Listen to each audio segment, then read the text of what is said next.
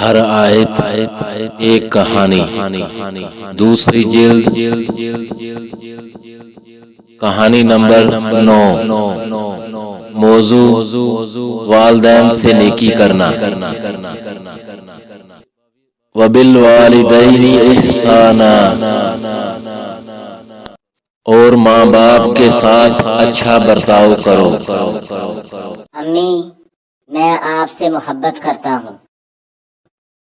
آج گھر میں کیا مسئلہ پیش آیا؟ یہ ایک سوال تھا جو بچے ایک دوسرے سے پوچھ رہے تھے اور حیرت سے ایک دوسرے کی طرف دیکھ رہے تھے۔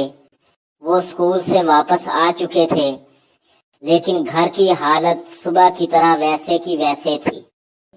انہوں نے لباس جو تبدیل کیا تھا وہ سب بکھرا ہوا تھا، اور دسترخوان بھی ویسے ہی پڑا ہوا تھا جیسے وہ ناشتے کے وقت چھوڑ کر گئے تھے۔ یہاں تک کہ کھانے کی وہ خوشبو جو اس وقت گھر سے بلند ہوتی تھی وہ نہیں آ رہی تھی۔ امی بیمار ہے، یہ ریحانہ نے کہا۔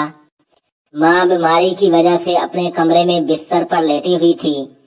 مہدی نے اپنی بہن اور بھائیوں سے کہا، آج ہمیں امی کی مدد کرنی چاہیے، آئیے اور ایک دوسرے سے مل کر گھر کی صفائی کریں۔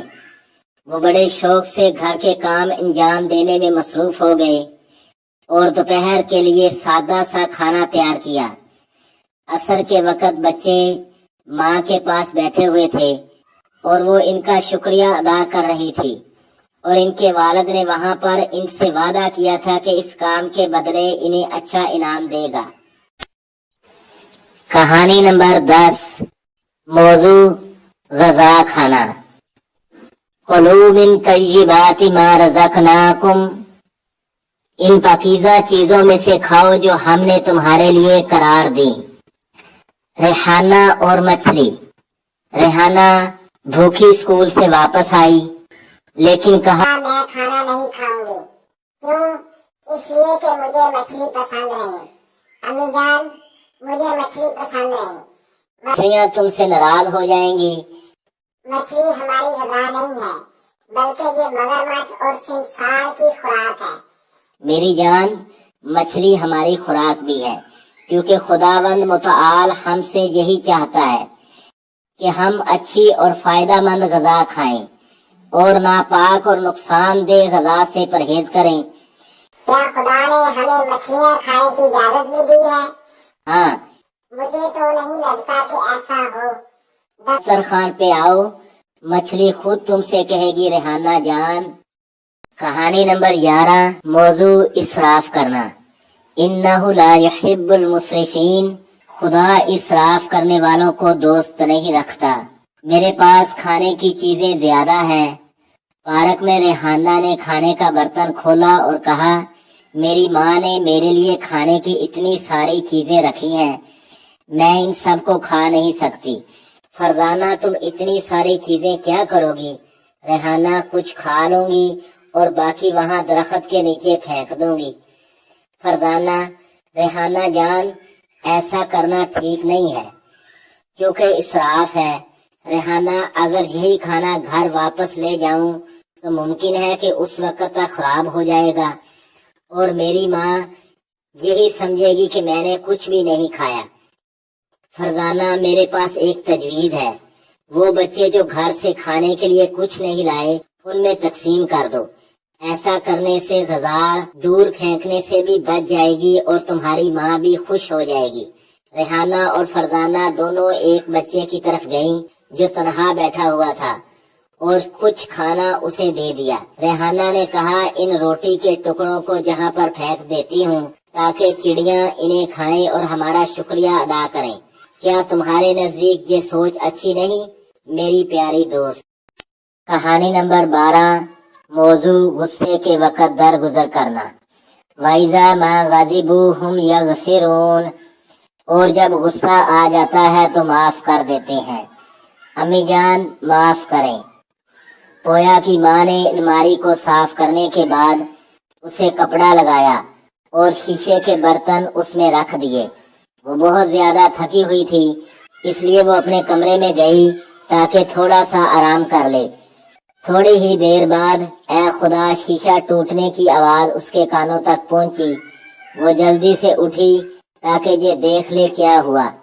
پویا ٹوٹے ہوئے شیشوں کے درمیان کھڑا ہوا تھا اور خوف سے بار بار کہہ رہا تھا، امی جان معاف کریں، میں نہیں چاہتا تھا کہ ایسا ہو جائے۔ میں ورزش کرنے کے لیے الماری پر چڑھا کہ اچانک معاف کریں، اس کے بعد ایسا نہیں ہوگا۔ ماں بیٹے کی اس حرکت سے بہت غصہ ہو چکی تھی، اس لیے یہ بھی ممکن تھا کہ اسے شدید صدمہ پہنچے۔ حالانکہ برتن بھی کافی زیادہ ٹوٹ چکے تھے، لیکن بچے کے رونے اور التماس کی وجہ سے اس کا دل نرم ہو گیا۔ ایک لمبی سانس لی اور کہا، معاف کر رہی ہوں، لیکن شرط یہ ہے کہ آئندہ احتیاط کرو اور یہ جو غلطی کی ہے اس کے بارے میں اچھی طرح سے سوچو۔ وعدہ کرتا ہوں امی جان، وعدہ کرتا ہوں۔ کہانی نمبر 13، قرآن کی تلاوت۔ فَاقْرَؤُوا مَا تَيَسَّرَ مِنَ الْقُرْآنِ، جس قدر ممکن ہو قرآن کی تلاوت کرو۔ قرآن کا احترام کرتے ہیں اور اس کی تلاوت کرتے ہیں۔ سورج تازہ نکلا ہے اور گھر میں خوبصورت آواز کان تک پہنچ رہی ہے۔ یہ آواز فاطمہ کے والد کی ہے جو قرآن کی تلاوت کر رہا ہے۔ فاطمہ باپ کے قریب گئی اور کہا، صبح بخیر بابا جان۔ باپ نے مسکراتے ہوئے جواب کی بجائے سر کو ہلایا۔ فاطمہ نے خود سے کہا، میں جانتی ہوں بات کیوں نہیں کرتے۔ بابا یہی چاہتے ہیں کہ میں اس وقت تک بات نہ کروں جب تک قرآن کی تلاوت مکمل نہیں ہوتی، کیونکہ قرآن خدا کا کلام ہے اور ہمیں اس کا احترام کرنا چاہیے۔ اس وقت فاطمہ دوڑتی ہوئی گئی اور چھوٹا سا قرآن اٹھایا، اسے کھولا اور جو کچھ اسکول سے یاد کر کے آئی تھی تلاوت کرنا شروع کی۔ والد نے تلاوت ختم کی، قرآن کا بوسہ لیا اور اس کو اپنی جگہ پر رکھ دیا۔ اس کے بعد فاطمہ کا بوسہ لیتے ہوئے کہا، شاباش میری پیاری بیٹی، تم مومنہ ہو اور خداوند تمہیں اجر عظیم عطا کرے گا۔ کہانی نمبر 14، اخوت اور بھائی چارہ۔ انما المؤمنون اخوہ، بے شک مومن لوگ آپس میں بھائی بھائی ہیں۔ گٹار بنانا۔ ملکہ ایک دوسرے ملک سے آئی ہے۔ اسکول کے پہلے دن ایک کونے میں اکیلی کھڑی ہو گئی۔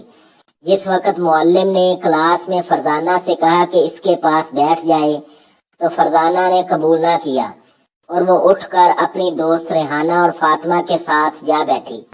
تفریح کے وقت اساتذہ کے دفتر میں معلم نے تینوں لڑکیوں سے گفتگو کی اور کہا، میں تم تینوں کو دوست رکھتی ہوں کیونکہ تم سمجھدار اور اچھی لڑکیاں ہو، یہاں تک کہ اگر تم میں سے کسی ایک کا رنگ سیاہ ہوتا پھر بھی میرے لیے کوئی فرق نہیں تھا۔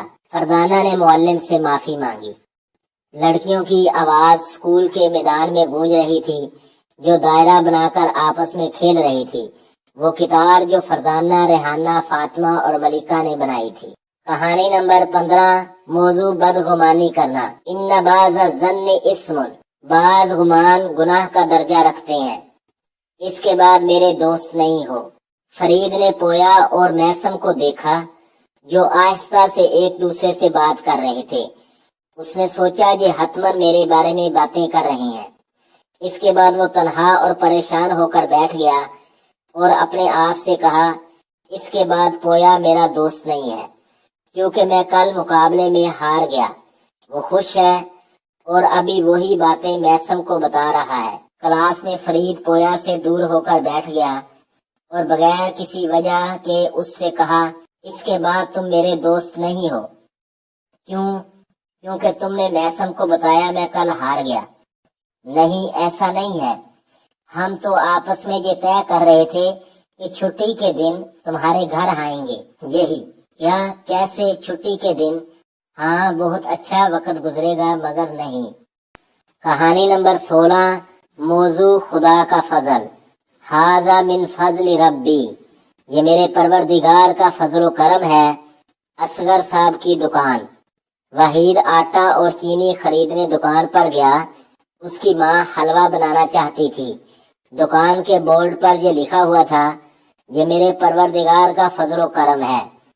پوچھا معاف کرنا اصغر صاحب، جہاں پر اس کی بجائے یہ کیوں نہیں لکھا کہ یہ دکان اصغر صاحب کی ہے؟ وحید جان، مگر آپ نہیں جانتے یہ سب چیزیں جو دکان میں ہیں، جیسے خشک میوہ جات اور دالیں وغیرہ اور کھانے پینے کی تمام چیزیں، یہ سب کی سب خدا کی طرف سے عطا کی گئی ہیں۔ آپ کا مطلب یہ ہے کہ یہ تمام نعمتیں خدا کی طرف سے ہیں؟ شاباش وحید جان، ہماری کوئی چیز بھی نہیں، فقط خدا ہی ہے جو ہمیں رزق عطا کر رہا ہے۔